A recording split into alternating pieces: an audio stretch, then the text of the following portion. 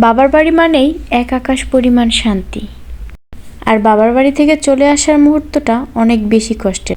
আসসালামু আলাইকুম এভরিওয়ান, আশা করছি সবাই অনেক ভালো আছেন। সুন্দর একটা বিকেল থেকে শুরু করলাম। ফার্স্টেই দেখলেন ওরা শালা দুলাভাই হচ্ছে র্যাকেট খেলতেছে, আর এইদিকে আমার ভাই সে তো গাছে ওঠাতেই ব্যস্ত। আর এই যে আমি, সূর্য প্রায় ডুবে যাচ্ছে, তাই হচ্ছে একটু ভিডিও করছিলাম, কিছু ছবি নিচ্ছিলাম, একটু রং ঢং করছিলাম আর কি, বেশ ভালোই লাগছিল। বিকেলটা বেশ সুন্দর ছিল। আর এই দেখেন আমার ভাই সে তো আবার এই যে গাছ থেকে নেমে পড়লো সুপারি নিয়ে। এই গাছগুলো কিন্তু সবই আমাদের। অ্যান্ড আমরা হচ্ছে একটু র্যাকেট খেলবো, তাই একটু খোলামেলা জায়গা খুঁজছিলাম।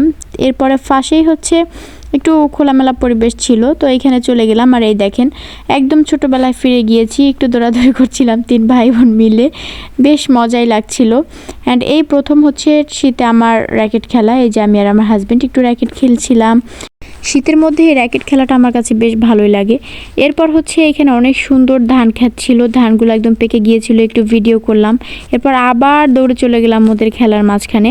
দেন হঠাৎ করে মনে পড়লো আমাকে একটা জায়গায় যেতে হবে, এই জন্য সবাইকে তাড়াহুড়ো করে নিয়ে বললাম যে চলো সবাই এখন বাসার দিকে চলো, আমাকে এক জায়গায় যেতে হবে। সো আমি তাড়াহুড়ো করে বাসা থেকে রেডি হয়ে বের হয়ে পড়ি। আর এই যে আমার জান বাচ্চাটা, প্লিজ সবাই জান বাচ্চাটাকে দেখে মাশাআল্লাহ বলবেন। বেশ আনন্দ করছিলাম, মজা করছিলাম, বাট এর মাঝে যে মনটা এইভাবে খারাপ হয়ে যাবে সেটা কখনোই ভাবতে পারিনি।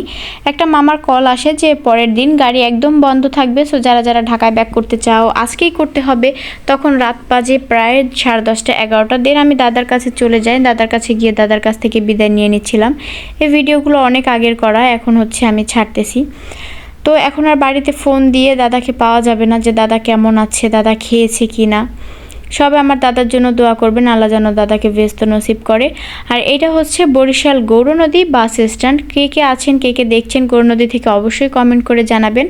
এখানে আমি আর আমার আম্মু কথা বলছিলাম, অনেক টাইম কথা বলছিলাম, আর হুট করে চলে যাচ্ছিলাম, জিনিসটা একদমই আমার ভালো লাগছিল না।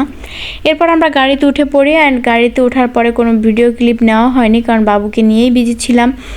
এরপর এক জায়গায় হচ্ছে ব্রেক দেয়, দেন হচ্ছে আমরা গাড়ি থেকে নেমে একটা খাবার হোটেলে চলে গেলাম। এইখান থেকে খাবার নিয়ে নিলাম, যেহেতু অনেক রাত হয়ে গিয়েছে।